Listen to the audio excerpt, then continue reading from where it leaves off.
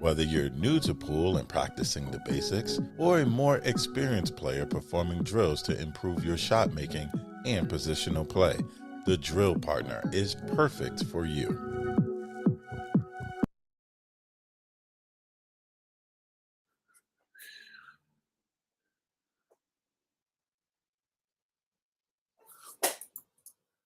I can't hear you now.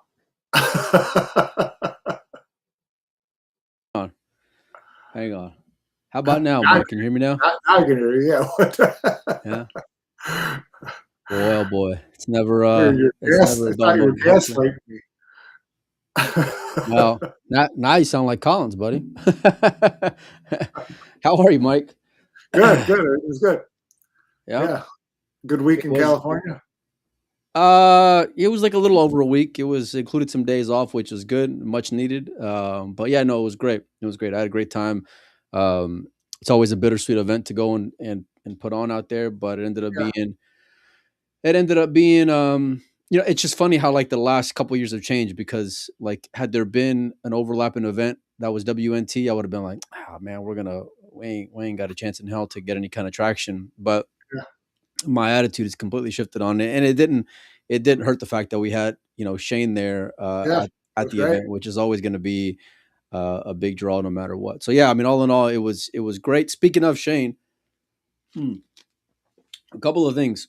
One is, so I got this cool thing from Hal out at the in Philly, and we got Shane's signature on it. And as I think there's only like a couple of these that they made. But we got Shane to sign it, so I'm going to give it away, or we're going to raffle it off probably for charity or something. So make sure and stay tuned for that. On top of that, Mike, they're releasing How is one of those new Shane tips here pretty soon. I think sometime later on this year. And I actually got a few back in Philly as well. So anyone, I'm going to ask a question later on throughout the show, and if you comment in the YouTube after the fact, I'll give it away, and maybe you can see it there. It's an SVB tip unreleased. Yeah.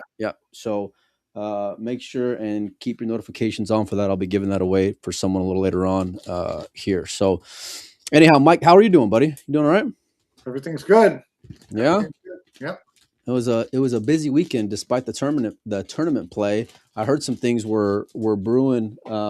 And then what was it, yesterday or the day before?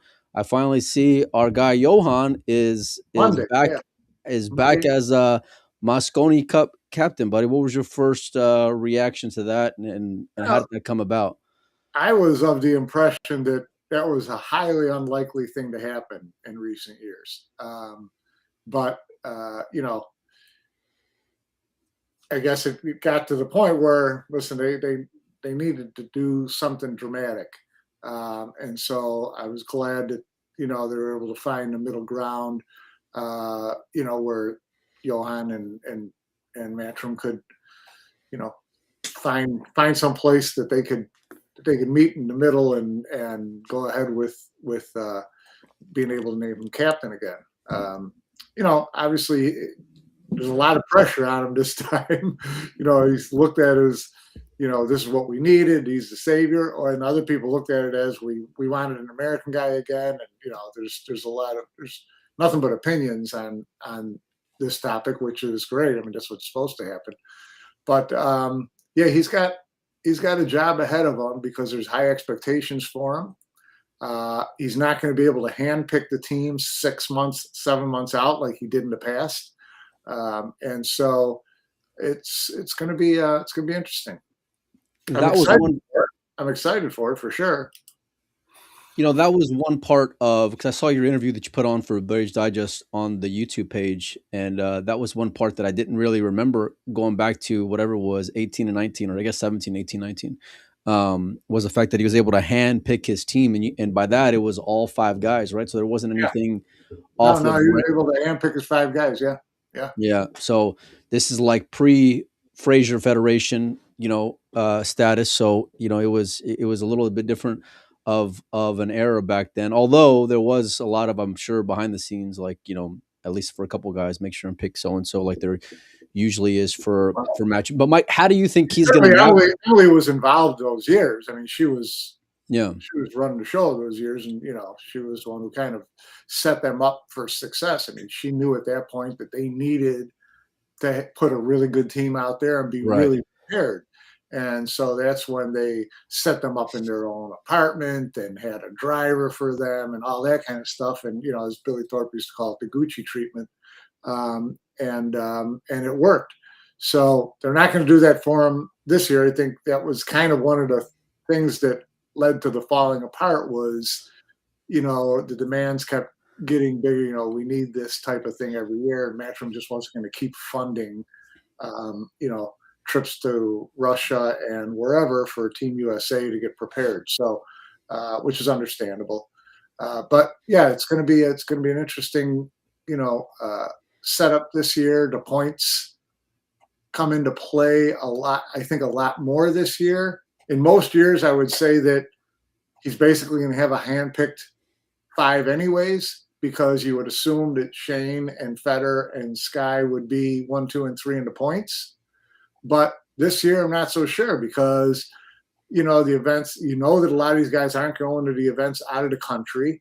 They're just kind of, they're picking their spots as to when they're going to play. So there's, some of these guys are playing in all these events. Some of these guys are playing in all the regional events. And then you've got a Shane, a Federer, and a Sky who are really picking their spots. So unless they do really well in these tournaments, there's a good chance one of them's going to end up having to be a wild card pick, right? So it's going to be interesting. Yeah, I mean, to say the least. And you always expected that when it comes to any one of those three, and for a number of reasons. One, I think Shane and Federer, you kind of expect to be their own points, or at least have the best shot to get their own points, and more importantly, to make up ground, even though we're in April. The fact that they're so far behind, which we'll go over the points here in just a minute, as far as the USA team. But yeah, with Sky, it's a different situation. I feel like to some extent there was a lot of complacency there, and I think that kind of knowing that you had leverage when it comes to your status on that team and them needing you more than you needed them. I feel like he played that hand out, and so and you kind of saw that like in his travel schedule, and even more so like if you're going to see Shane and Federer pump the brakes, I think you'll start to see other players pump the brakes as well, because they all know that as a 5, they got a lot more leverage than them individually. You know what I mean? Because not in the past. You can't have too many of them out of the top 3 because there's only 2 wild cards. So, but I think that's what's just you're going to end up getting a situation, I think, Mike, and it's a very big possibility where one of them is just not going to make the team outright. And I know it's still early on, but I do feel like that's a realistic possibility, which is crazy to think about. So I mean, like you look at, I know we want to talk, about Justin Bergman, and he's, just went on. Matchroom made a post about him saying he signed up for all 3 WNT tournaments in the U.S., the 3 bigger ones, Arizona, U.S. Open, Florida Open, and he's going to play in those, and he's determined to make the team. But I don't see Justin going around the country playing in all the regionals, right? So, I mean, will he end up with enough points to be there in the points? And if he's not, that makes that situation even dicier as far as, picking 2 wild cards from potentially 3 or 4 top players. So, these guys really, they can't, there are no locks this year other than, I think Federer's a lock. I would assume Shane is a lock. But other than that, if you don't earn it, you're rolling the dice with getting picked as a wild card. Well, Thorsten's a lock too, because ain't nobody, and there's not any Americans that can overtake 20 grand. Not in the last. Not with only 8 tournaments left. No way. No. Well, I mean, listen. Let's just be real. If you look at historically, if you look at guys who are, let's say, in the top 8 or so, and this is before Bergman and Thorsten and even Lucas were a realistic possibility. None of these guys were even in that top 8 conversation. So to have them in there on points, or more importantly, in public favor, when you need public favor more than anything, especially in this event that seems to be on a bit of a lifeline, it's like, well, you know what? Good luck to you, Yeah. for the rest of these guys, Mike, to be honest with you. And the other side of it is just when it comes to play, a lot of players have not done well in majors. If you go and look at it, Sky had that one year where I think he had maybe like top 4, top 8 finishes, but then he's kind of disappeared since then. And even prior to, he's been on this kind of like Jason Shaw type run where, like, he was there every year in the Mosconi Cup, but really didn't have the resume to earn being there for the better part of it, and then but yeah, it's gonna make for an interesting situation. When it comes to Bergman, Mike, I got to see Justin play. Obviously, the whole world got to watch him in St. Louis as well on the Pro Bird Series circuit. Not to mention the fact that he's been kind of buzzing around Ultimate Pool and playing on the 7 foot. But when you start having matchroom post stuff like this, and this wasn't like a quote I believe they got from him in the sense of like for their own socials, like this was him posting on social media and then them pulling from that, and so when he's saying, hey, I've committed, and he's putting his name behind it, to playing, even if Justin doesn't get in, just because of the way that we've all kind of been clamoring for him over the last 5+ years. I think he's as good of a lock as a Federer Shane to make it in on a wild card as any of those guys, and I think he would be above any of the previous members of the last few years, if push were to come to shove when it comes to the wild card, Mike. No, I would agree with that. I mean, that's his there's a lot of taking for granted that he's going to be part of this team, right? So if he doesn't make it on points, that does add another dicey thing to it. I don't know, if would Matchroom put that bug in Johan's ear that, listen, we really really would love to have Justin be part of it this year. He's made the effort. Are you going to reward him? I still think you have to see how he plays in these events in Florida, how he plays in the U.S. Open, how he plays in. Not necessarily does he have to win, but how does he play? Who did he play against? Who did he? Did he have any signature wins? Did he look really strong? I mean, I think you got to see that first, though, right? I don't think so, Mike. And the only reason why I say, and listen, I'm going to go back and just mention, like those years whenever we had like that Oscar and Billy conversation, because I thought there was a lot more signature wins on one side of the coin versus another, and I don't think signature wins are necessarily going to be that vital, or at least historically speaking, in the last 5 years, it hasn't been that way, and when you had top 3 pretty much protected, and especially the way that it was early on, because once the World Championship happened and Federer was number 1, you knew he was going to remain number 1. No one was going to overtake him there. But like there wasn't the splitting hairs wasn't a whole lot to be able to split hairs about, because you knew one kind of had a trump card over the other, and so and I feel like I said, once the Bergman bug kind of got dropped earlier on this year, and then they followed up with that with PLP, and now we're already in April, and it's just all a buzz when it comes to Bergman. Like I said, I don't think there's any way he gets left off the team one way or the other, because I feel like even if he goes into, let's say, the U.S. Open and disappears, well, like he hadn't played, that will be the out, But would you still want to see him on the Mosconi Cup? I think a lot of people would, myself included, Mike. So let's play a game and say that Shane, Sky, and Justin are not in the top 3. Who are you taking? Yeah. Are you asking me? Is that what you're doing? Yeah, that's what I'm asking you. Who? Okay. Who am I taking? I may. Who am I taking? Okay. Who I would take, and I think who Johan would take might be different. I would personally. I guess no. You know what, Mike? It just depends on what the top 3 points getters would be, and the reason why I say that is because for me, it's between Federer and Shane, and I know Shane's going for number 20, and I don't think you can leave Shane off of that team before. Like I think it's Shane first. You can't leave off the team, and then it's Federer second because Shane is still Shane and Federer's still Federer.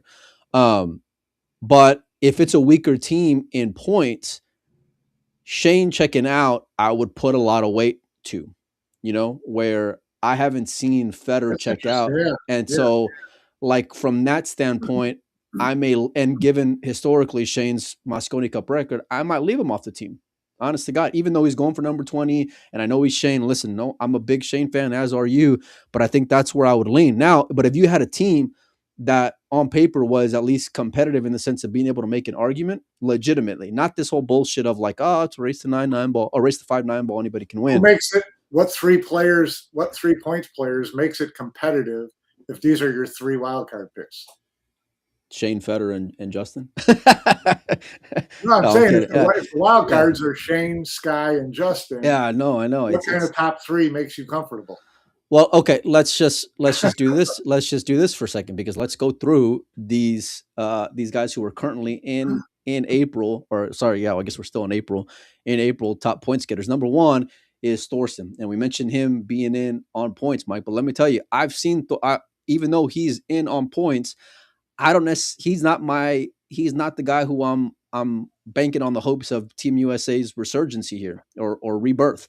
And I know he can get there when it comes to points against American players who aren't that competitive on the world stage. But like I've seen Thorsten in his own right go out there and play pool, and when it really gets tight, like he still has enough game to get there within a final 8, final 4, that type of range. But I can't tell you, Mike, the amount of matches that I've seen over the last like 2 years where I've seen a Thorsten, that arm gets tight when pressure gets ratcheted. So would I say he'd be a value add to the Americans? I don't think so, Mike. Not in my opinion anyway. Well, yeah, I understand what you're saying, but it kind of my argument against that would be, listen, at least he gets to the point where he's in matches where you might tighten up. Okay. These other guys who are behind him in points mean that they didn't even get that far for you to get some proof out of them that they could handle the pressure. Right. So well, fair, that's fair. What are you gaining with those guys?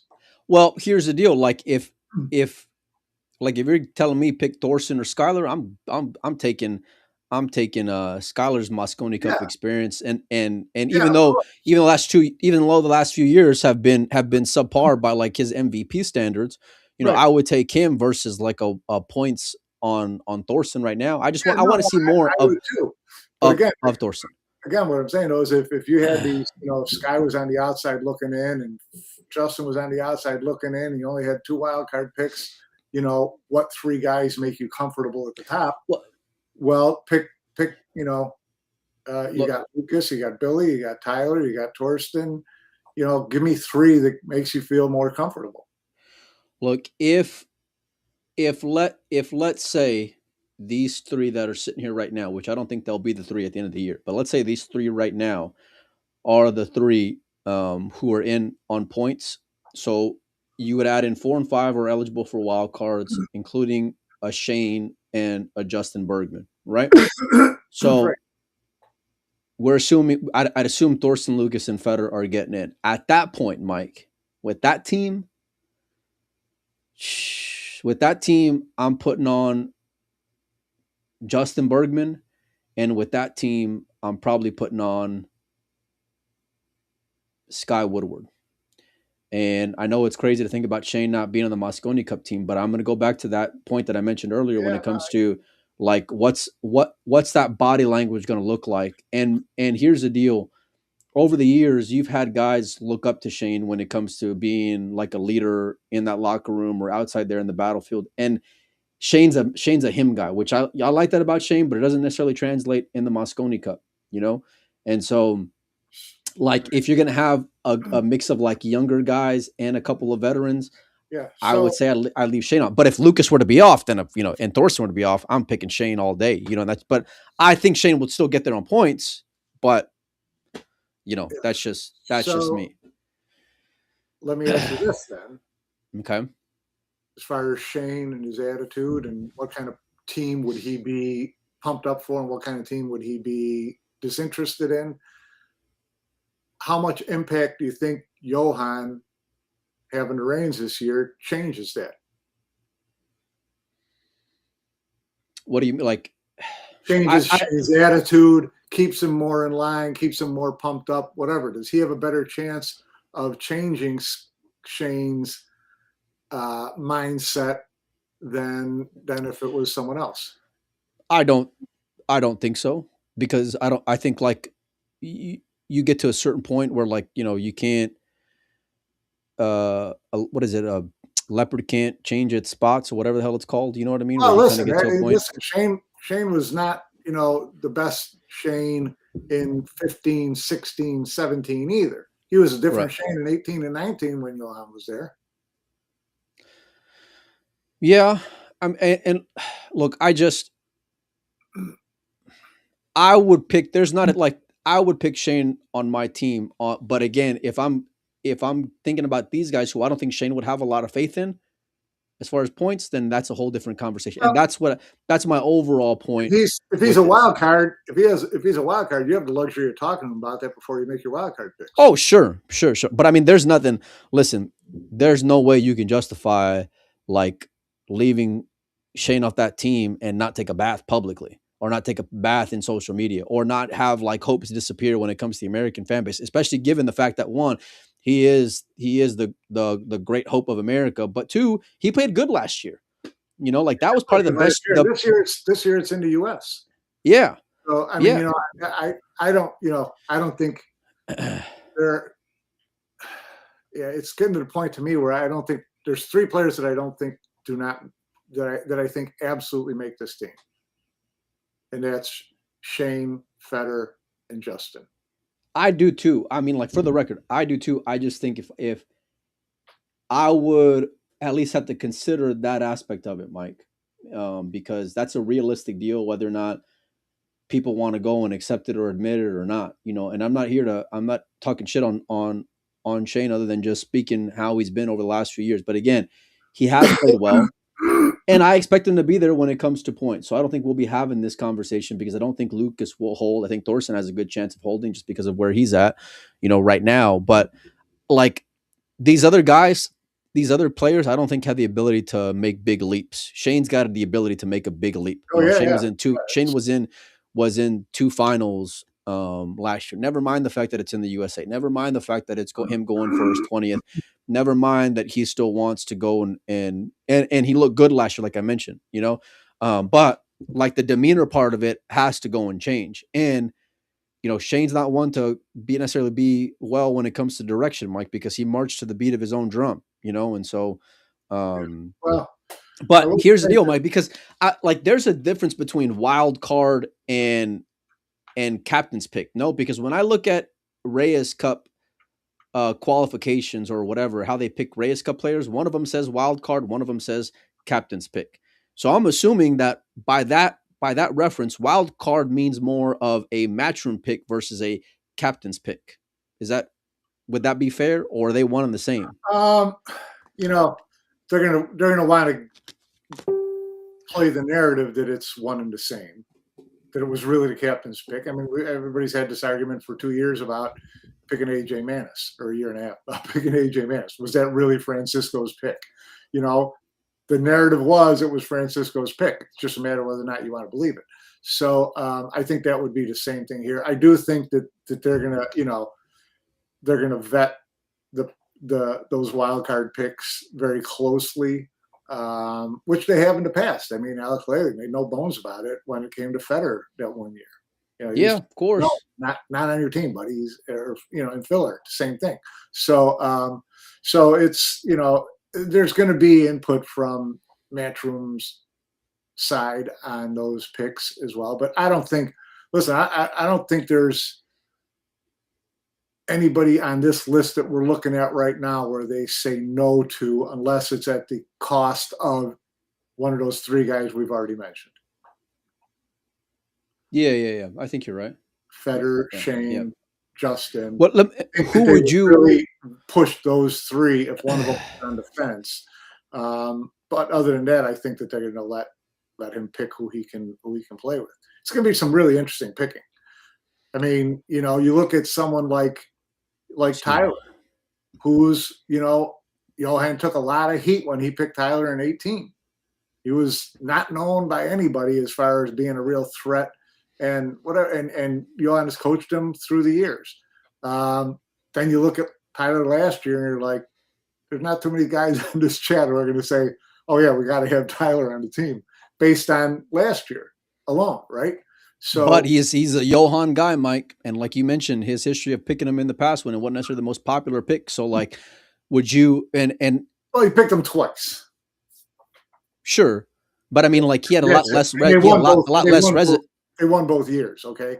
But yeah, my point is he had a lot less resume 8 years or 7 years ago, whatever it was, compared to now. And given how last year went, would you pick him as a wild card? As a wild card, it would have to be a really thin wild card list. Like everybody would have to get kicked off that team in order for me to pick him as. He'd have to show something in the year, like, and I mean some like gritty, come from behind, or like just go wire to wire when it comes to dominating type performance, because that imprint that he left on a lot of fans last year, I think is going to leave an ugly taste for years to come. I mean, not for years, yeah, for a while. Like, you have to go and exercise those demons, but more importantly, you have to put yourself in a spot to be able to have the ability to exercise those demons. I don't think that he would do that in a major. I could be wrong, but I don't think I would put him on there, at least right now, through April, and it wouldn't even be, I wouldn't even have that debate right now, because it was about as bad as it could possibly get when you miss that many 9 balls in big spots. That's a tough thing to forget about, Mike, because it is 9 ball, and that's the one that chalks up a point or not. Yeah, so, believe me, it's but you don't exercise those demons without the opportunity. So sure, yeah, but I'm tired of this, like, who type pass to have the ability to be in that spot. Like, if he's not going to go out there and earn it after what happened last year, then I would say, hey, listen, go sit one out, and we'll see you next year, and we'll see what happens. But I really put faith in Johan to have that kind of viewpoint of it. He's not going to hire on the team just because he coaches him. And he coaches Billy. He's worked with Billy. I don't see him jumping through hoops to make sure Billy's on the team either. So I think Johan's going to be true to himself on what he thinks. He didn't come here to go out there and not have the best team that he can. Okay, well, let me ask you this: who is if you're Johan, who are you picking as your 5? Straight up, no wild card picks. Straight up. I mean, no point, no automatic points. It's the Panozo Federation. I'm going with Shane. I'm going with Feder. I'm going with Justin. I'm going with Sky. And 5. Well, should we drop the other fish into the water? Well, Jesus, where are you at? Around here somewhere. There's Jesus in the house. Yeah. It's come to Jesus moment.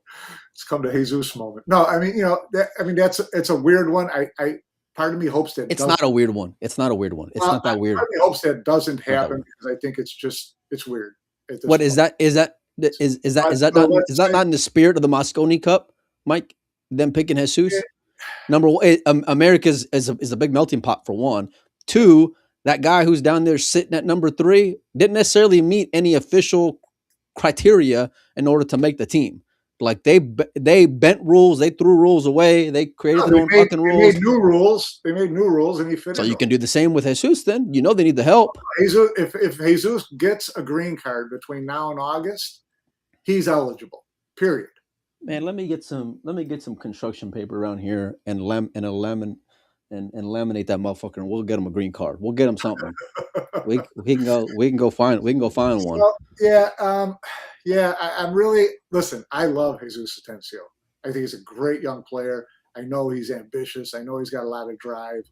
I just don't know if I'm really going to be hail red, white, and blue with another Feder pick. And that's, I got the Feder one when they did it. I really did. I mean, not only did US need a boost. But this guy was a man without a country and came here and was staying here, and he's more American than European in the last 6 years. That's for damn sure. So I didn't mind it. This one would seem a little more forced, a little quick. I mean, this is even quicker than Federer as far as getting him into the program. So, if he's been here, he's been here longer than Federer, and hasn't he? No, he hasn't. And two, he's only started playing again in the past year and a half.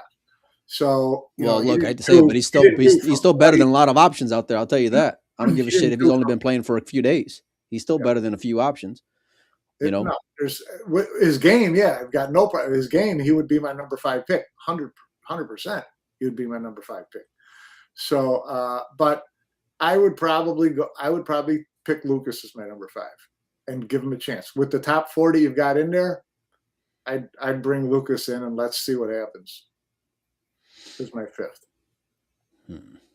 Well, Lucas better for sure get there on points, or else I don't think he makes that team personally. But and I think he deserves a swing, but I also feel like I'll stand by what I've said for years, is that, like, in order to get invited to the party, you better go and invite yourself. You got to go on and earn it at least that first go around to get a swing. So for that, I would assume all these guys, those fence sitters, whether, and I'll include Justin in that for right now, officially, Justin, Lucas, Torsten, Tyler, those guys, let's assume they're all in Florida, U.S. Open, and Arizona Open. Let's see who plays. Let's see who does well. Yeah, look, I'd still take Justin and it last longer out of at least 3 guys on that list, maybe 4 guys on that list. We both feel like Justin's going to be there, but because he hasn't been in a while, whatever, I got to keep him on the fence part, at least for now. Look, I'm going. Your 5. I'm starting with Shane because of how he played last year and because it's his 20th and he's still playing solid and better than majority of them. That's 1. 2, I'm going with the best American option out there, who is Federer, number 2. Number 3, I'm going Sky still, just because of I love the energy that he brings in the sense of, like, lightening up the mood. Plus, I feel like without the pressure, being the captain is whenever he can really thrive and shine, and I don't think he has to be the clutch guy. I don't think he has to be the number 1 guy, but I do feel like he can be if he's just out there playing and doing his thing, because he's got all those, like, in him. You've seen it, it. Even though he hasn't been there in the last few years, I'd still put him in because of the options. 4, obviously, I'm going Justin Bergman because we got the same top 4. Who's your 5? My 5. Who I would want it to be is just give me Jesus. Then fuck it, you might as well give me Jesus. Look, I listen. Don't start trying to be letter of the law now, because there's already been there's already been. It has nothing to do with letter of the law. I just don't like it. Well, look, I think he's better. I think he's desperate. He's better than Thorsten. He's better than Lucas. He's better than Tyler. Not arguing any of that. I'm just talking about the eye test, the optics. Well, like you always say, I think it's kind of ugly. Look, Mike, newsflash for you: the Moconi Cup is already ugly. The Moconi Cup is already bloody, buddy. Okay, it's already a fucking a disaster, lifeline shit show, and they need all the help that they can get. Okay. And so, like, because of that, all bets are off. We've already had, like, the hillbilly era. We've had the red, white, and blue and all the good old boys and all. We saw it. It didn't work out. Thanks for showing up. Like I said, the check cleared. We got there. Now it's time for, we gotta crack the emergency thing here, Mike, because it hasn't worked out. You didn't perform. And so Team USA needs more help. Federer wasn't enough. We thought it was going to be enough. It wasn't enough because Federer hasn't put on the red, white, and blue in the last 3-4 years since he's shown up. He's been there to sign autographs. He ain't been there to go and pot 9 balls whenever it was time to go and put 9 balls down. So I would, and because you already set that precedent of changing the rules, why can't you do it again? You know, that would be my argument with it. Never mind the fact that, like, as I watched, when I saw the Johan stuff come out, I saw your interview, which was great, but then I saw Matchroom's interview, Mike. And the irony that I took from that interview, when you have Matchroom asking Johan if he's eligible or will be on the team, Mike, isn't Matchroom the one who determines who are eligible? And then they're asking the guy I think they were throwing the Jesus thing out there just to kind of like preempt everybody talking about it, but they threw it out in such a way that it's like, well, wait a second, why are you asking me? I should be asking you, is he eligible? Can I pick him? Is what I would say. Can I pick him? Because if I can't pick him, so, here's one thing I will say. We've talked to Johan, and even during the interview, Johan talked about he's got a bigger plan, right? And he's really been working for some time on trying to help U.S. pool get back to being more than 2 players, and one of them's from Russia, right? So if just based on that, I would see him leaning more to a Lucas to get that ball rolling, to start getting American pool players, the aspiration back into American pool players, the level of play back up in American pool. I could see him focusing more on that. So I'll be interested to see how he handles players over the next 6 months, as far as watching them, working with them, however his program is going to be stacked up. If he spends a fair amount of time with Lucas, sees enough of Lucas, and likes what he sees in Lucas, I could see this year Lucas being 2018's Tyler. Look, this would be a question as to what route that I would take, because if you're telling me if you're telling me he's got a few years to build, then my patience and the way that I'm viewing things is differently, Mike, because then I'm seeing a long-term picture. But right now, and especially if it's not, a long-term, multi-year agreement, is that you got to win. And more importantly, you got to get past fucking 6. Just get past 6, maybe get 8, maybe get 7. So but you got to be competitive though, because it ain't been competitive. He said there's no multi-year contract. That doesn't mean. Well, then I hate to say it. Then I don't want half of these guys on the team then, because I need the best guys that I can possibly get out there. He's going to do that. He's going to do it even if he has a 5-year.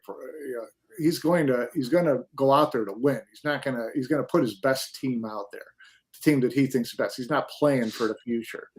The future needs to happen fast. So that's why he's here, right? So future's coming this December, Mike, whether he likes it or not. So, but if he wins this year, it doesn't mean he couldn't be captain next year. He hasn't said, this is the only year I'm doing it. He just said there's not a multi-year deal. Right? Yeah, I mean, for me, it makes a world of difference, just the lens, because then, like, I don't know. You could argue there were some other guys who aren't playing anymore that had like good spots in losing years in the past, like a Chris Reinhold type player, or even a Shane Wolford type player, and so why not go and see how that develops now if you're going to go that route, because we've already seen guys get an opportunity and then we don't see them anymore, so Shaw says in the chat, Thorsten, Lucas, Federer qualify. They pick SVB and Skylar because of Q-Tech. Listen, the sponsorship side of it, Mike, and the playing towards your sponsors is a real deal thing. It is a real deal thing, and you've seen it in past when it comes to invitationals and whatever else. I ain't mad at him for saying it because it ain't. But I also feel like with Sky and Shane, you can also make realistic conversations when it comes to their play as well. And what they've done in the past as well. And the fact there's not a lot of other options to pick from either, but if they're left off, for sure, I think they'd be picking that route, because you can't have. So now you're saying if those guys are there, he's leaving Justin out, and you said Justin's locked. Well, okay. So let's say that's why I asked you at the very beginning, if your 3 wild cards are Shane, Justin, and Sky, which 2 are you taking? Okay. Who's more You satisfied the Q-Tech thing by picking Shane or Skyler. right? One Well, out I of mean, 3. listen, in the hierarchy of things, Yeah, right. Oh, yeah, Shane played better last year. yeah, Shane's still a 5-time US Open winner. Skylar, you an MVP in 17-18. Sorry, buddy. We'll see you on next year's tournament scene. Because Justin is making that team no matter what. okay. It's in the US, it's in Orlando. Unless he gets snowed in December, hell, they might even go get a car to go get him. But Shane's getting in over Sky. I guarantee you that if push comes to shove. But Bergman is a lock. Bergman is fast track. Bergman is going to be on that team no matter what, because you can't. It's already too desperate right now. And look at this, more of Eagle Eye chiming in, because Well, here Jesus in Florida. you're just feeding into this annual Jason Shaw, fish baiting contest from now until December. What do you mean? This is when Jason starts trolling and everybody bites. That's not. But listen, it's you're like to some degree it is. At a press conference right now. To some degree it is, but the reality is, listen, nobody's done anything. Nobody can make an argument to say he's better, or he deserves it more. Because one was born, let's say Wisconsin, the one, is a transplant. Who cares? The Federer thing threw that book completely out the window when it comes to how you can have guys on the team. So if that's the precedent, then I'm sorry, Jesus, we need you, buddy. Go put on the cape. We need all the help we can get. Jason says he's not fishing yet. Look, you're not fishing yet. I've been watching the comments for the last 2 days about who's going to shit this bed and who's going to shit that bed and all that stuff. Jason's already he's already up to 60 miles an hour. Which one of these guys do you think out of, let's say, top 3, who moves, Mike? Who is shifting down? Who is moving up when it comes to these 5 guys on the screen here? Who's shifting down? Yeah.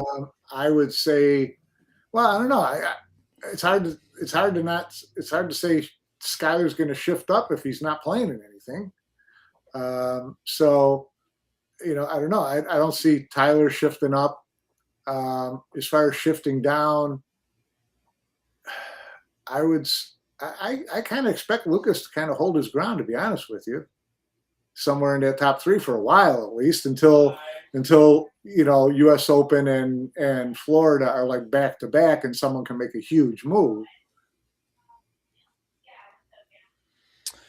The prize money alone will allow some kind of shift, and not for nothing, but when it comes to majors and 4-inch pocket tournaments, it does, you do get weeded out a little bit quicker and easier, and so given that and the shifts in prize funds, I think you will see some movement there, but the only way I see any of that moving is from one of the big boys. Shane can move, maybe Bergman, because I'm just thinking of upside here. Sky, he's done well in majors in the past, but not to any kind of level of consistency, and I know his wife just gave birth recently. So, I mean, how a new baby can kind of throw a wrench into your day-to-day life, you know what I mean? And so, how much time are you going to have to play and to practice and to travel and all these things, which is realistic. It's not even just shit on his game. It's just saying, how much time are you going to have? So I think, but here's the one thing that I do love about this whole Johan situation is that it puts everyone's ass on notice that now you're under the microscope here. Yeah. Because in the last couple of years, especially with the Americans, there really haven't been a whole lot of heat. And so I don't think any of these guys are necessarily safe outside of let's say Federer, and Shane for that matter, because Matchroom is going to need him. Yeah. So Jason says best case scenario. So Jason, you don't think best case scenario would be Federer, SVB, Bergman, Jesus, and Sky, and no Thorsten?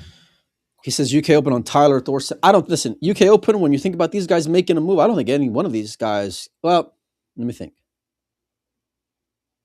I would say I'd be willing to bet I don't think any one of those 3 guys gets into final 32. None of them. And so how much of a leap can they realistically go and get? Because any of these guys, at least when it like Thorsten's done good in these regional events, especially this year, right? Tyler hasn't necessarily done well in majors in a while. I think he was like in Final Four maybe a year ago ish, somewhere around there. Yeah. You know, but the reason why he made it on points in the past because he won like a regional event. He won like an Iowa this event or whatever. You know what I mean? Like it wasn't because of he's in Final Four of U.S. Open type stuff. You know, so and a lot of these bigger guys like a Sky, Federer, I don't think any of them are traveling to much of any regionals. Mike Shane's not. No. You know, and so that's where some of these players can go and make different leaps.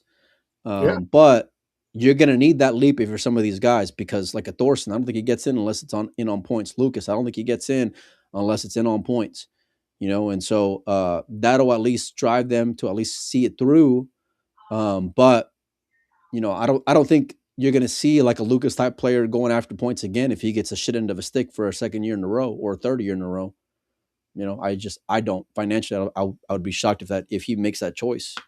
Yeah. You know, so.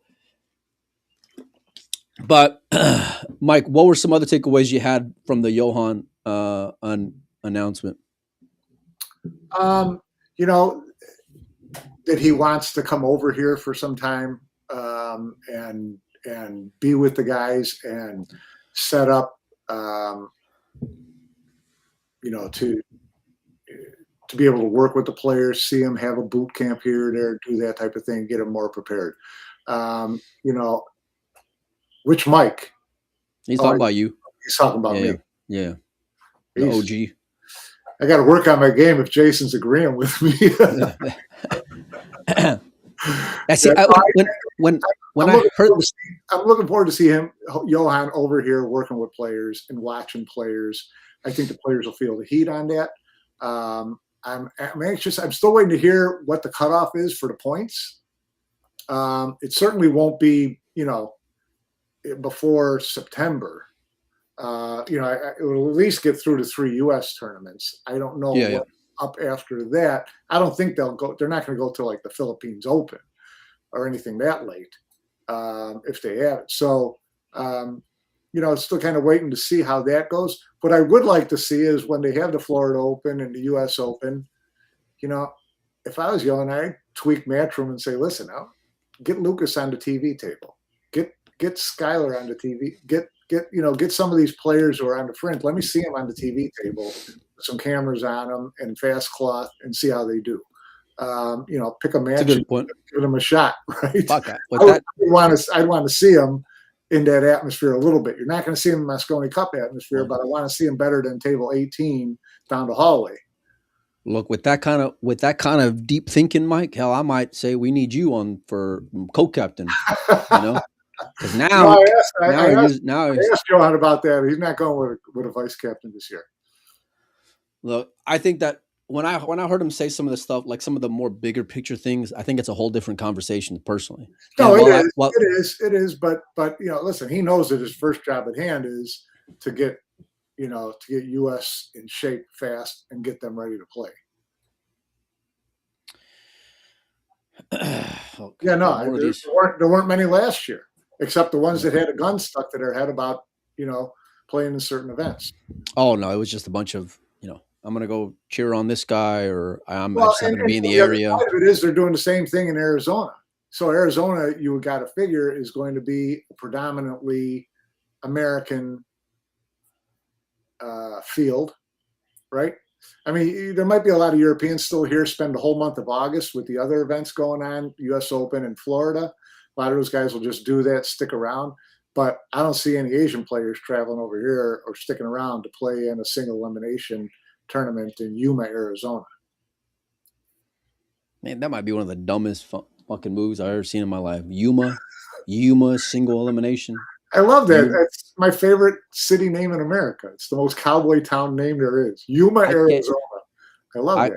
All we need is Nick Papagiorgio being the rocker on TV table, you know, because every time I hear Yuma, I just think about National Lampoon's Vegas Vacation. Every time. It never fails. Look, I love I love the announcement now for Johan, because like I said, I do feel like it gives at least puts the Americans more on notice already, which they need to be on notice and need to feel uncomfortable. And so when it comes to like the difference between in 17, 18 being able to pick your own players versus now, I don't know how much of an advantage it's going to go and help them pick having 3 guys in on rankings, Mike. Honest to God, at least not the 5 that I've seen. I think when push comes to shove, it'll still probably end up being he's going to be not stuck with, but he's going to be forced to have one player that he may not have picked. Yeah. Which I mean, like, I don't think it'll be more than one. You're not going to get, I don't think you're going to get Torsten, Lucas, and Tyler as your top 3 point getters, or something like that. So we'll see.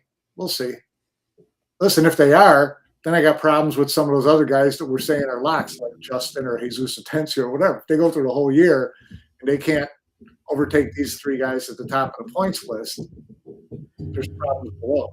No, I don't feel that way, only because there's always been a learning curve when it comes to playing like in the WNT circuit. I don't give a fuck who you are, because even like I'll always go back to post-COVID when we saw these guys come back and nobody looked, razor sharp. So even though Justin's been playing on the bar table and Justin played in a PLP event, okay, I get all that, but like being in real deal tournament competition is a different conversation, especially on the equipment that they have now. Now, I love Justin's ability to execute and his cue ball and his shot making and his decision making, all these things. I love how poised he is, all those things, but I do feel like I said, I would give him a pass no matter what, just because we haven't seen enough. And not to mention the fact that, like, anytime you give a guy a $20,000+ head start on you when it comes to the way that some of these tournaments pay out and how shitty they are, like that's tough ground to make up. It is. And so if you're telling me I got a guy sitting on 5th who is a Justin Bergman, who I've seen out there before, and I know what he can do. Justin's played in the Mosconi Cup before. So he's not, it's not the first time he's going to hear that crowd or feel that heat. Yeah, for sure. And so, like I said, I just think that he will at least be more of a better pick. It says if Thorsten and Lucas Federer get in on rankings and they pick SVB, then it's either Sky, Bergman, or Jesus. I think if that's the case, Mike, like I said, I'm going. They pick SVB for sure, and then I'm picking Bergman, and everyone else. Sorry, I don't know what to say. But I would rather, like I said, personally, I would rather just say, look, we need a lifeline for Team USA. We're bringing in Jesus, Bergman, Sky, y'all are in. Shane, you're in. Federer, you're in. And let's go. We're gonna those rookie Europeans are gonna go and shit their pants. I had some connections at the State Department. There's no telling how many people we get on this team. Fuck, man, we need some. Can you make a call? Can you make a call? We need to make. Listen, we need to pull in. We need to call in some favors. It's not who you know. It's what, or not what you know, but it's who you know. Congresswoman Laura Friedman, pool player, whoever in Washington. We got to get her on the phone. Look, Jason says, "Let me be captain." Do you think Jason's gonna be back next year, Mike? Because I love the vocal, outspoken Jason Shaw that we've been seeing on Facebook over the last 3 weeks. By the way, it's been. What? Do you think Jason gets in on the team? On Team Europe? Yeah. Is it rhetorical or what? Hey, listen, you know that if you piss her off, you know how she's tough, Mike. And Lord, if anyone knows it, it's me. No. Jason Shaw will be on, Team Europe from now till the cows come home. And it will be because it's not player captains anymore. He has to either earn it or get picked. Okay. And if he doesn't earn it, whoever's captain is going to pick him. And you'd be an idiot if you didn't, if you were captain of Team Europe. I don't care if he's got 2 broken arms. You get him into the arena, he's going to win. So that wouldn't make any. I don't think. Well, fuck, he's already been stealing with a broken pinky. What broken arm ain't gonna fade him? So yeah. Well, Jason, there's not a captain who wouldn't pick Jason. If he earns it on points, he gets in on points. So he's in for sure. Someone mentioned Victor there. Victor is out of the equation. Victor is not part of he has requested to not be with a Polish flag because there's just so much politics and so much heat that he gets from the Polish Federation. So, in fact, he's not even living in Poland right now, right? He's living in Qatar. That's what I heard. Yeah. Yeah. So he's living in Qatar. You know, we're likely to see him on Team Asia in the Reyes Cup before we see him on Team Europe in the Mosconi Cup. Well, then I guess we ain't gonna see him. Victor, I love you, buddy, but you ain't getting in on Team Asia, homie. I feel awful because we know how hard he's worked to try to get on to these teams, you know, to get up there in those points. And this year, you know, right now he would be number 2, right, for Team Europe. So would he be number 2? Man, that's even more. That's even more brutal. That's even more brutal for the kid if he ain't even. You know, I feel bad for him, but this is his decision, right? That he's making for his future, and he's always been, you know, God bless him. He's an independent, you know, guy in coming out of a country where that's not allowed, and so I give him credit for sticking to his guns and for, you know, hanging in there and doing what he wants to do. So if he's playing out of Qatar and he gets some kind of, you know, green card there, then, you know, then he'd be eligible for Team Asia. That would be really cool. Dude, let me tell you, if he gets in on Team Asia, fuck, I'm gonna build that dude a statue right outside of Manila. That would be the best. If he earns it on points to be on Team Asia. That's the most like modern day matchroom scenario ever. If Victor gets in on Team Asia, Federer's on fucking Team USA, and Jesus may be on Team USA. Fuck it. And now we need bring in Jason on Team USA while we're at it, Mike. Yeah. You know, because that's the world. Copigny is going to be on Team Europe. Man, let me tell you, I'll build him. I'll tell him to grow a mullet, and we'll get his ass on the team if we need to be. You know. Listen, Jason's asking us if we know who European captain is. But who would be the captain, Mike? You can't have Ralph again. You think who's going to come in? Jason knows who the captain's going to be. I don't know why. You think so? It's like Jack asking Johan, you know, if Jesus is a good comparison, actually. Yeah. Who do you think's going to be? Who do you think's going to be? Well, Jason's calling Niels. No one's going to argue with that. The whole question, Jason, would be: is Niels still? Does he still think he has a shot, or does he want to give himself a shot to earn a spot? Because if he did, there wouldn't be any. You know, they've already said there's not going to be a player captain, right? So I think you'd have to wait and see how Niels does in the UK Open. You'd have to wait and see. The Worlds are out of the picture, which makes a huge freaking difference. Well, hold on, we're gonna get to that. We're gonna get to the World Championship here in a minute. So now, if Niels wants to wait and see, you can't even, you know, consider him captain until after at least the Florida Open, if not the U.S. Open. So now you're talking late August before you even find out, right? So if not Niels, then who? But if you're gonna have Jason on the team anyway, which I agree, he deserves to be on that team just because of the way that he plays every December, right? But if you're gonna have Jason on the team, then why even have a captain? Like, why even have like this? Because they've already said there's not going to be player captain. So just be done with it and move on. If Jason doesn't want to play, he can be captain. So the rule this year, there's going to be a captain, not a playing captain. So Niels would be the obvious choice, but Niels has said in the last couple of years, you know, and he's done really, considering how few tournaments Niels plays in, he's always been like right there in the neighborhood, right? Yeah. So, every year, and he has sat out in tournaments whenever he's on the fringe, like a Philippines Open, if I remember right, where he didn't even play, even though he had the ability. Right. Right. So we know, and Niels is true to himself on that. And you got to love that about him.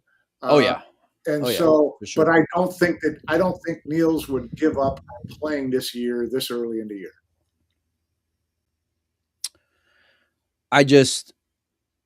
I don't think you need anyone to be a role just for the sake of filling a role. Like, because the Americans have a captain, then the Europeans are fine. If it ain't broke, don't fix it. You know, they do well, they dominate, they suffocate, they close, they're winners. They, you know, unless they're playing Asia, but they do all that already. So and if Jason's going to be on the team, and he's going to be on the team, and he's in good favor with Matchroom to be on that team, fucking let him be the captain. He gets all the guys respect him enough to shut the fuck up and to follow the process and follow the leader for that matter. I'm not disagreeing with you. I'm just telling you that that's not the way it's going to be this year because they've already said that. So why are we arguing? Because I just like to argue, Mike. Just sometimes just get a little fired up, So, Mike, let me ask you this: Do you realistically think that Johan will get a win in, let's say, the next 3 years? Yes. You care to wager on that? Oh, you know what? You know how fat you're going to get if you keep eating my freaking dinners? Knocking on your fucking door, big boy. What I'm doing. Look, Shaw says if they pick 5 Europeans, the 5 best Europeans against Asia, we have a good event. Look, I think it's still tough, and I do feel like they need to give you gotta have, and you gotta give Johan a public couple years, at least a couple years, because there's a realistic possibility that the team USA, if they go the way it is right now, they still may end up getting 3, 4, 5 points, which still ain't competitive enough. Well, no, yeah. So I would say this. I would say my guess would be Johan gets them to 8. Oh, fucking 8! They would invite him back, right?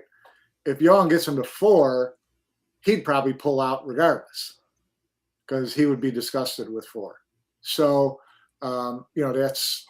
Well, he'd be disgusted with 4, but they ain't going to be on their phones when it's time, when they're out there. I can guarantee you that, which I would at least take that. If he feels like he got them ready and they still can't play, and it's not, and he will tell you it's not because of talent. USA's not losing 11-4 because the talent gap is that different. So, so like I said, if he gets them to 8 and he feels like there's progress and he feels like they're close and Matchroom got a better show out of it, then I think they would invite him back. And if he goes like 5 or less, or 6 or even 6 or less, I think that he says, I'm done, whether they want him back or not, and they may not at that point anyway. So, look, I think the dude just needs a little bit more time, and to change a culture, it takes time. And right now, there's a terrible culture when it comes to the American players, and so that needs time to be able to weed that shit out. And so, I don't know, what his staying power is going to look like depending on the score, but I don't think he's going to turn it around in 1 year personally. Now, I do think if you were to say he'd have more time and be able to handpick more or develop more, and I mean, develop throughout the year more, not just show up to a tournament and or watch on WNT TV how a guy is doing, as part of it, but that wouldn't necessarily be the whole thing, because you got to have guys with good work ethic, guys who buy into the process, guys who are dedicated and who are just disciplined, Mike. And we don't have a lot of those guys right now that you can say that about. That's part of that long-term project. Yeah, exactly. And that goes to my point. It's like if you were to have that long-term commitment, then okay, if they lose 11-4, I'm not worried about it. To me, that's not about a long-term commitment to Johan being captain of Team USA. It's a long-term commitment for the USA pool community to build up a USA pool program. Not solely for the sake of the Moconi Cup, for the sake of making American players more competitive in all the international events. Americans ain't gonna be competitive in no international events. They ain't got it. Majority of them don't got it. So what does that mean? They ain't got it. So let's just pack it in. No, so you try to change it. That's what I'm talking about. Is somehow or another the industry, the country, whatever, has to try to develop something that. Well, yeah, I'm sure, but that's that culture and changes that attitude and changes the performance. And if you can do that, then everything else starts to rise with it. But you can't say we want to do this for the sole purpose of making USA better in the Moconi Cup. That's dumb. Well, Matchroom doesn't give a shit about bettering in the overall. They just give a shit about a more competitive than the Moconi Cup. I don't think Matchroom has any stake in this part of the equation. making Americans better pool players. It's not Matchroom's job. Well, here's the deal. I mentioned earlier I would give away one of these SVB tips wherever the hell I got them at. I don't even know where I put them. After the fact, if you guys go on YouTube after this video posts and tell me who you got as your 5 players for Team USA, I'll pick a winner for whoever comments on the video. So make sure if I can find them. I don't even know where the hell I put them at now. Oh, here they are. Okay, so let me know, and we'll get you one of the unreleased SVB tips. Jason says Johan's only gonna have 3 months. It's not gonna fix a team straight away. Yeah, look, I think it's gonna. I think it just takes. I think after August he's gonna know who his top 3 are. I think after those big tournaments with a couple of decent prize funds in there, with a couple of players going any distance at all, then the points part is over. I'm betting on team. What big money events after August? Well, there ain't gonna be no Hanoi from what I'm hearing, so there ain't no decent events, and no one's gonna go to the Philippines for a one and done. After August, he knows. Well, I think they'll have that Perry Open, which is like $250,000, or at least last year was whatever was $250,000, 225, somewhere around there. If that's going to be part of it, I don't know how big that is. Look, Mike, you mentioned a lot of these events. Let's talk about the World Championship for a minute, because like I asked you a couple months ago, I said, "Hey, is a World Championship gonna happen?" And you said, "I believe so." And now we get word, very like real subtly, by the way, from Matchroom. Just post something on their it'll happen on their website. No social media, no Facebook announcement, no Emily taking a selfie with someone from the WPA and the Saudi Federation. None of that shit anymore. We would still have a World Championship. I now don't think it'll be this year, but that $1 million prize fund in the World Championship, I think, would go forward. And it could still happen this year, if they went to the easy pickings and had it in the UK, because I do think that they have that Saudi money for 3 more years. Are you speculating, Mike, or is this like some insider? Speculating, but it would be consistent with other sports deals that they pulled out of. Like, Matchroom it was a snooker deal too. Listen, Barry Hearn and Eddie Hearn are not dumb enough to sign a 5-year deal with Saudi for $1 million a year prize fund and not cover their ass. With them able to pull out after 2 years, see ya. No, they're not that dumb. I mean, they've gone out on the limb talking about this. Ooh. Sorry, Mike. I don't know what I did here. Hold on, I'm pressing buttons. Yeah, what's up with this chat stuff? My bad. So, anyways, they're not dumb enough to do that. I mean, if they've promoted this $1 million, they promoted the Saudis for 2 years, all that, so it's there's no way they did the deal without getting money up front. I would speculate that the money was only the first 5 years was guaranteed, because I think it was 10 years, 5 guaranteed, 5 on an option. But I would speculate too that the first $5 million is in the bank. And so now it just becomes, can Matchroom pull it off this year? They've got the prize fund to do it. Can they pull it off this year?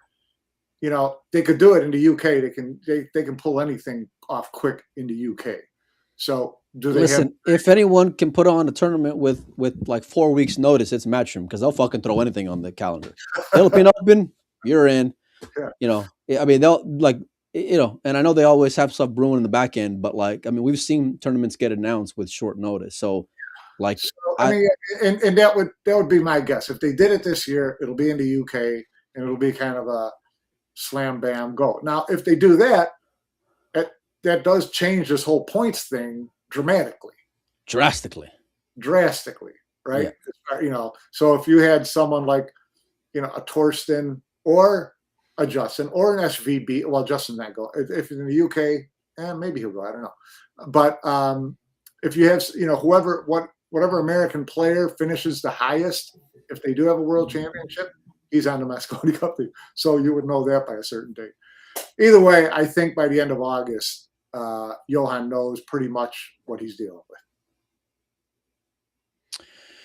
Well, at least they'll have a few months to get ready for Team Europe, and I do feel like they need that much more of a head start, even if it's a few months earlier to get prepared, and hopefully he's got some help with that. I think Johan will be here for pretty much the whole month of August.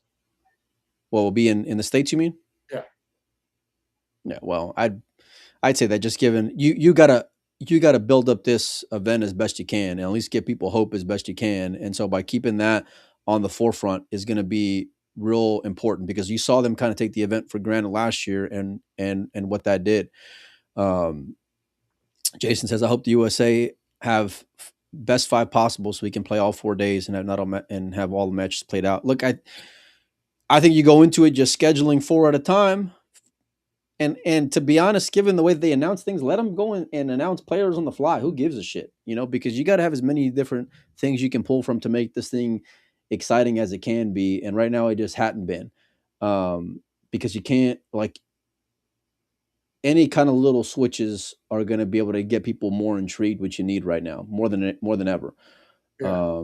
And so, but especially if you have a weaker team on paper versus the last few years. So. But I think in the overall, it's a good announcement. It was one that was needed for the event, which I'm glad that they were able to put their egos to the side and whatever differences they had to the side to figure that shit out. Because I'll be honest with you, Mike, I didn't think that they had much of a chance to get that deal done, even though we knew that Matchroom was interested in Johan, and obviously Johan showed an interest. So, it's just something that the event is needed, and we're outgunned right now, and so I don't think you can go back to maybe opening it up to like the way it was in the past when you open up the table, 4.5-inch pockets, all that shit, because of the way the WNT philosophy and formula is. But if you ain't going to give us bigger pockets, well, then we need Johan, and probably got to go break Jason's arm and maybe even fillers on the way into while they're making announcements, so whatever it takes to get us more hope. Shaw says, make doubles 0.5 point. Yeah, I'm good with that. I'd be good with whatever at this point, because right now 4-0, 8-0, 7-1, whatever it is, like that shit's just been, I for the last few years, it seems like the event was over before it started, which sucks, because you look forward to it before it starts, but then by the time day one's over and you're just like, oh, we ain't coming back from that, and then everything you've been looking forward to and talking about for the last year is just for what, so whatever they got to do to kind of change that ship around. But Mike, on the note of the World Championships, you said you don't think it's going to go and happen. What do you think that'll do? It's just a matter of logistics. Like I said, they've got the prize money. It's a matter of logistics. But the reason I think that I still think it I don't know. I'm kind of on the fence about whether I think it'll happen or not. But part of the reason I think it will happen is I'll bet at dinner it don't happen. I'll tell you that. I will gladly. I would say it's more likely not to happen this year. But the other side of it is, no World Championship, no Hanoi Open, Philippines Open. Who knows? Hanoi is a whole other animal, and Hanoi puts me on tilt more than like if they got rid of, let's say, the Florida Open, I wouldn't necessarily be that upset. No player wants to go back to Hanoi and play in that again. In the arena? I'm sorry, no, not a chance. Now, if they went to Ho Chi Minh City, maybe they went someplace else in Vietnam, I think they still want to go to Asia with an event. They're just not going back to where they were. People were dying last year, flat out dying. So, but right now their schedule is so, empty the whole second half of the year, and really between the UK Open and August, if you could find a slot and a space in the UK, which Barry can find anytime he wants, you could still have the World Championship this year. That's the only, thought that I have that makes it possible. Do I think it's going to happen? I would say it's probably about 65-35 no. Listen, I love Hanoi. Obviously, as a player, I know why players didn't like it. It was fucking hot in there, and it was terrible conditions when it comes to that. Yeah. But that was the only event that's ever had any kind of buzz when it comes to fanfare outside of a Mosconi Cup. I don't think So it had like, the second year it had the first year. well, I asked some friends of mine who were Vietnamese why that was the case, and it was a couple things. Well, at least what we were talking about was a couple of different reasons. One being because the buzz of having these pro players out there so often took the like allure away, right? Because they were like, okay, we've already met them once, we've already taken a photo once, whatever. So that was one part of it. The other side of it is because I heard tickets were expensive, and like things are pretty reasonable out in Hanoi, especially the conversion rate from the dollar, Yeah. And so, but I heard those tickets were expensive for Hanoi fans, so that was part of the reason why you didn't have that same type of turnout as you had in years past. The ticket's expensive and go to the place that they were playing in with no air conditioning and water up to your knees. No, players go? Yeah, but I agree with they would go back to Vietnam and maybe Hanoi. They would go back to Vietnam if it was in a better venue and they had, you know, um, things set up a little bit nicer than the last couple of years. I mean, last year Hanoi looked like the arena they had to raise cup in. Well, shit, that my old gym back in 2000 had a better layout than that one did, So, look, I think that you got to give you gotta you got to show love to the fans who actually show out, and those Vietnamese fans actually do show up, and so I do feel like that's something where you got to give a big value in there. But the reason why it tilts him more than anything, Mike, is because Matchroom basically held a gun to a lot of players' heads, saying if you don't play in this event, then you weren't going to get invited to X, Y, and Z. Whether or not it was specifically stated or just implied, everyone kind of knew what the unwritten rule was. And so the fact that if that event doesn't go and happen, it just shows like it wasn't that much of a staple or a pillar anyway. So I'd be moving mountains to get that event back on the calendar, just given the upside that you have with that crowd, even if it doesn't end up being as special as it once was. You're not saying that anything that Matchroom doesn't already know. They're not like saying let's dump Hanoi because we got too much attention there. So Well, no, but I'm just saying, like, either way, it's still like it's shitty because it's like, man, all these players were basically told if you don't play in Hanoi, you're not going to get invited to X, Y, and Z. So it's like, and then for that event, just for a year later to be gone, or 2 years later.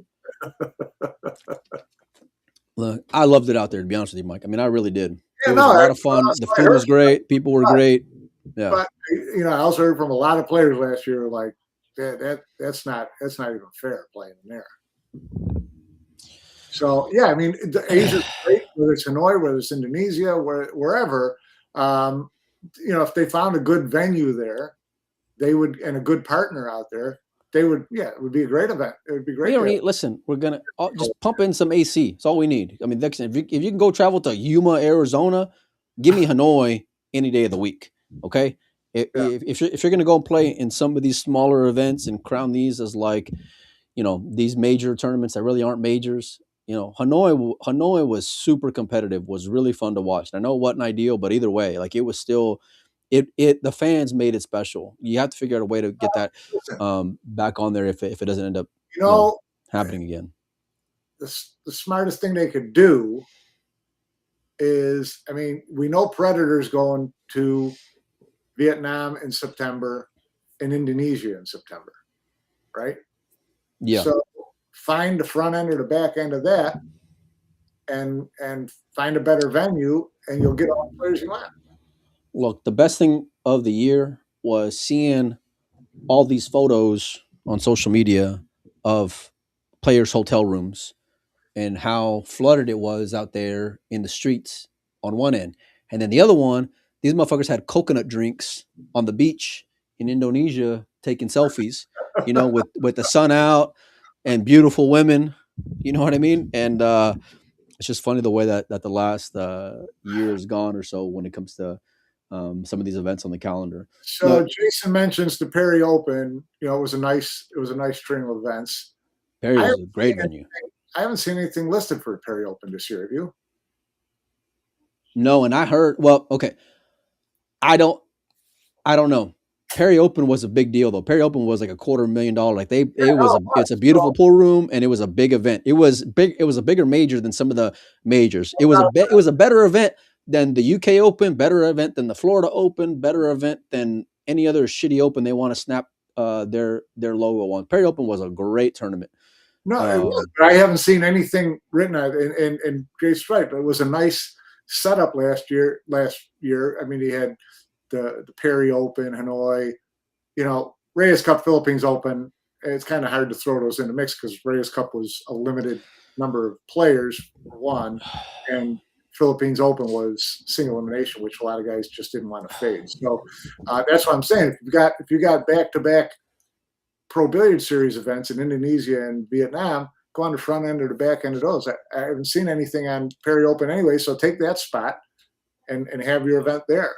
Now you're asking players to stay in Asia for almost a month, but listen, it's a lot cheaper than going back and forth twice a year. No. Yeah, and especially when it's already tough enough to crack a nut as it is. Even if you get final 16, final 32, whatever it is, John Francisco says Perry Open is done. They're not a sponsor of that room anymore. Well, that guy who was putting on that event, he had his own money in his own right. Even if it's not a Perry room per se. But I don't know when it comes to their finances or any of that. I hope the event does happen. But yeah, it's Jason says, I don't think Perry Open happens. The guy took all the Perry tables and replaced them with diamonds. Yeah, I don't know. I mean, I remember hearing at the end of last year about Hanoi Open and the likelihood of that not coming back. The Perry one was also one that was discussed around that same time. Like I said, I just keep saying there's your opportunity, Mantrum, if you want to have an event in Asia. Well, that's two big events, Mike, in a thriving region that are gone, and that's not good, especially as you're fluffing up these bullshit events all over the world now. Because they're making it seem like there's all this money and all these big events, but reality is it's not anything for guys to be able to sustain. And then you look at the calendar this year to 2 or 3 years ago. So let's say there's no World Championship, and let's say there's no Hanoi Open. Right there, you're looking at around 1.2 million that's off of the books from the last few years. And then let's say you throw in Hanoi, which is probably like Hanoi was right around the same amount as a Perry, right around 200. Yeah. So that's right around, let's say 1.5 million off of the books compared to last year. That's a big deal, Mike, especially for where guys are already, like I said, struggling a lot as it is to be able to make a living out of things or be able to just survive, So it just makes towards a bigger conversation of what's really going on here and what are the goals and what are you hoping to go and accomplish? Because if you were to go and look at some of these things that are happening online or social media, you wouldn't see any mention about any of that stuff. Right. You can't be putting lipstick on a pig and expect fans to buy in. But Mike, I can't believe it's already been an hour and 20 minutes. I don't even know where the hell the hour went. Fuck. I sent you like a list of things to talk about. We got a little windy on some of this stuff, but it's been fun. Well, it has been fun, but then that means we gotta go for another show then, because there's still more. It's nice to have Jason in here to help us entertain. I mean, no cover charge. Oh, Jason threw a great monkey wrench in the shows. You shouldn't just jumped on the damn show. Look, for sure. And Jason, by the way, you're always welcome. I love the openness and the conversations. But we're going to continue these conversations, Mike. I reached out to Matchroom, and surprisingly, they got back to me. I don't know. I thought I was be blocked for sure by now, but today's show probably didn't earn you any extra points. They may be rescinding that offer to have Johan on your show. I wasn't that bad today, was I? What did I say? You might be getting the notice in about a half an hour. Well, let's say you hit the selfies button once. You hit the Moconi Cup as a shit show once. Other than that, you've been like. I thought I'd been a model citizen. By the way, it's all relative. You've been a model citizen compared to most of your relatives. But. Let me tell you, I better make sure that I get them locked up for that show then to come the next couple of days before they actually watch this one. So look, like I mentioned, if you're just tuning in, we've already had a great show. But I'm going to be giving away one of the How SVB tips are unreleased, so make sure, and you got to go comment after the fact on the YouTube as well. So I got a few of those from the How team, and then like I said, we're going to be raffling off this bad boy for charity, signed by SVB after he won the Amar King Memorial. We got a lot more topics to go and discuss, but we're already running kind of long. I'll also give away one of these real cool. It's like an Efren bridge hand that they made for EBR. That looks like the old. Who made that? Show that to Greg Sullivan. Yeah, I've seen that one you're talking about from Greg. Yeah. He was first starting out. He made jewelry, and he had. I've heard this story. One of them was that. One was the bridge hand, and one was the pool table, the gold pool table. Well, I think like they did the thing where they wrap up Efren's hand, like bridge hand, in like a cast. And so this is like a miniature version of it. It's a keychain. I'm gonna put one of these on my keychain. But I got a few more to give away, so I'll be giving those out as well, to either on the page or in the comments after the fact. So anyhow, go keep your notifications on. I don't know how we ran into an hour and a half, but here we are. I got more stuff I want to go and discuss. So like I said, just stay tuned on the page, stay tuned on the show, and we'll make sure and get more caught up. Because Mike, there's a whole lot more to talk about. I wanted to talk about Kyle Alvarado and he beats Yap and then ends up being Raga yesterday and what that kid's future is like. I also wanted to mention about Perry Mariano and what he was to the Philippines pool community and what a loss that was, Mike. And especially from what I've seen, like as far as him, like it was an ambush and just that's just fucking crazy. That's just it's unfortunately. In the Philippines, life comes pretty cheap. Yeah, it does, unfortunately. But I would like to discuss it. I would like to discuss a little bit more and give that the proper time that it deserves as well. So we'll try to do another show maybe tomorrow, Mike, if you're free. And then Monday, I'm going to try to get. We got another hour in us tomorrow. I don't know. Well, if not, we can always do it later on. So. Jason says, got darts players, snooker players could have a podcast. They want to give you a jersey, Mike. Go play. Not me. He's talking about one of us. You got a better chance of running out of rack out there in the UK Open than I do. That's for sure, buddy. You're a bit of a sleeper. Oh, by the way, speaking of giving shit away, I forgot to tell you. So I'm also on the page giving away one of these SVB cues, courtesy of Q-Tech. So make sure and go follow how to get a chance to win this bad boy with the Synergy Shaft, courtesy of Q-Tech. The UK Open. You should give away one of your dinners with me because you got enough of them on credit. Shit, these motherfuckers. That dinner's worth more than the Q right there, Mike. I got more in the bank when it comes to dinners than I do of product and merchandise here in the office. No, look, but maybe we can. Hey, listen, maybe if I'm allowed at the Moconi Cup, how about this? We can figure out if I'm allowed at the Mosconi Cup, which I don't know if I am allowed, but if I am, and if Uncle Mike goes, then maybe we'll give away a dinner with us two Looney Tunes, and we'll go have some fun or something. So, I would want to do that. That would be great. I'm going to be there. I already made my reservations. I'm in. Did you? Yeah. Wow. I just want to make sure they're going to let me in the door before I make reservations. So that's the only reason why I haven't. I always get a +1. Do you?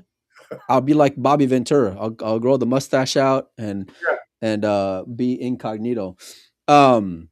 Yeah, no, look, it was a great show, but still, like I said, there's still a lot more to talk about. And so make sure and we'll figure out a way to come back here pretty soon. And more conversations to be had. So we'll see what happens. Best 5 versus 5 no pool darts Boche. Boche. Well, you don't want any part of me on the Boche court. Trust me. Really? Oh, kill it. You're like, what are you, fucking Jordan of Boche ball? Boche legend on the south side of Chicago. Oh, you are the Mike? Yeah. Oh, Money Mike. Okay. Listen, we'll find out. Listen, we'll get a Boche ball court. Like Cesar Morales. Mine was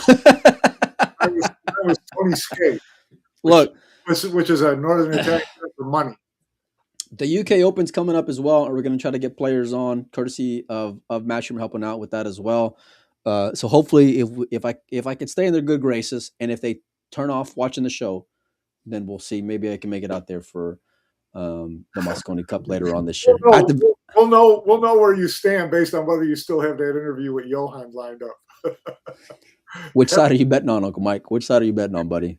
I know I don't like my chances. All right, we'll see all you guys later. I got to run. Mike, I appreciate you as always. Yep. And thanks to all the sponsors who helped put on the page for the last 30 days as well. We'll see all you guys later.